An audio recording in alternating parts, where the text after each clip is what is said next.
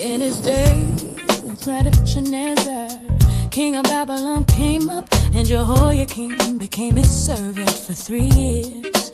Then he turned and rebelled against him, and the Lord sent against him bands of the Chaldeans, and bands of the Syrians, and bands of the Moabites, and bands of the Ammonites, and sent them against Judah to destroy it, according to the word of the Lord that he spoke by his servants the prophets. Surely this came upon Judah at the command of the Lord, to remove them out of his sight for the sins of Manasseh, according to all that he had done, and also for the innocent blood that he had shed. For he filled Jerusalem with innocent blood, and the Lord would not pardon. Now the rest of the deeds of Jehoiakim and all that he did, are they not written in the book of the Chronicles of the kings of Judah? So Jehoiakim slept with his fathers, and Jehoiachin his son reigned in his place. And the king of Egypt did not come again out of his land, for the king of Babylon had taken all that belonged to the king of Egypt, from the brook of Egypt to the river Euphrates. Jehoiachin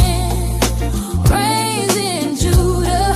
Jehoiachin was 18 years old when he became king, and he reigned 3 months in Jerusalem. His mother's name was Nehushta, the daughter of Elnathan of Jerusalem. And he did what was evil in the sight of the Lord, according to all that his father had done. Jerusalem, Jerusalem, captured.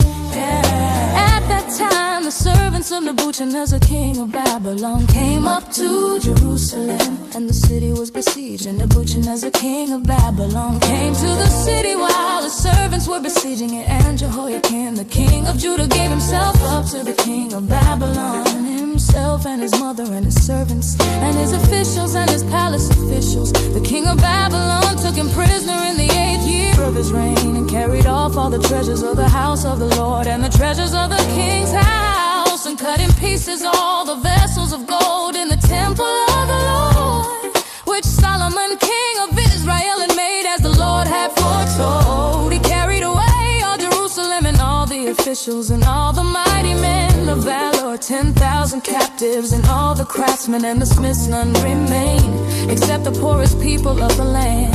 And he carried away Jehoiachin to Babylon, the king's mother, the king's wives, his officials, and the chief men of the land. He took into captivity from Jerusalem to Babylon.